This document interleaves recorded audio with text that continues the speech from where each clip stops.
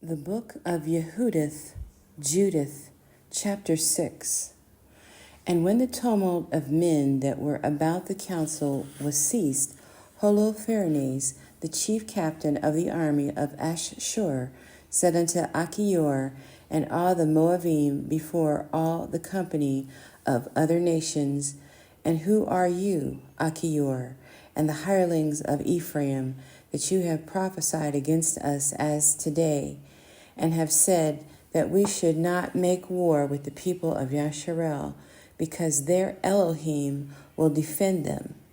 And who is Elohim but Nebuchadnezzar? He will send his power and will destroy them from the face of the earth, and their Elohim shall not deliver them. But we, his servants, will destroy them as one man, for they are not able to sustain the power of our horses.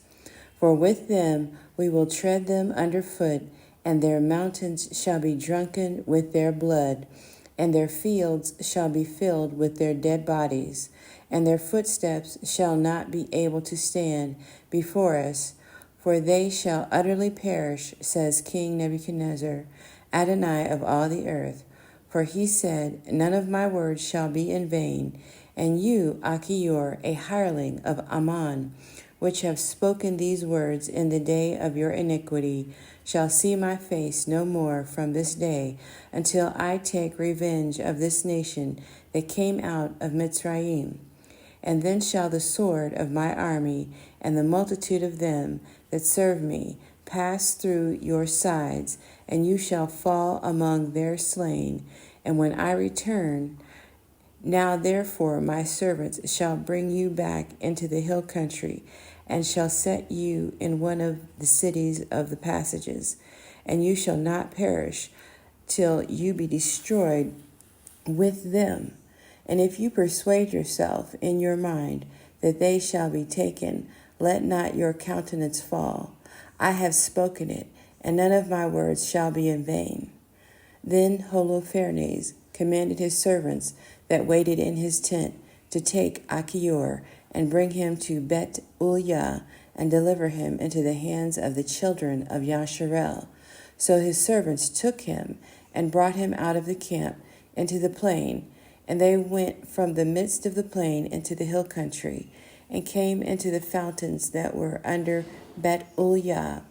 And when the men of the city saw them, they took up their weapons and went out of the city to the top of the hill, and every man that used a sling kept them from coming up by casting of stones against them. Nevertheless, having gotten privily under the hill, they found Achior and cast him down, and left him at the foot of the hill, and returned to their Adonai.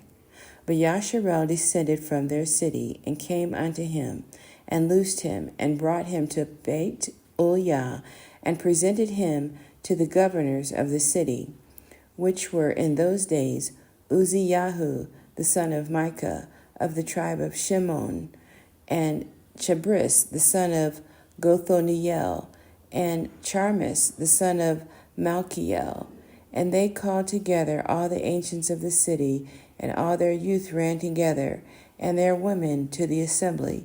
And they set Achior in the midst of all their people. Then Uzziyahu asked him of that which was done, and he answered and declared unto them the words of the counsel of Holofernes, and all the words that he had spoken in the midst of the princes of Ashur, and whatsoever Holofernes had spoken proudly against the house of Yasharel.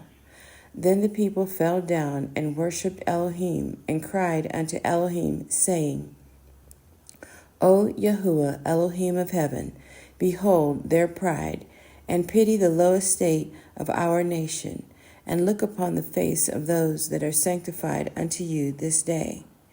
Then they comforted Achior and praised him greatly, and Uzziyahu took him out of the assembly unto his house, and made a feast to the elders, and they called on the Elohim of Yasharel all that night for help.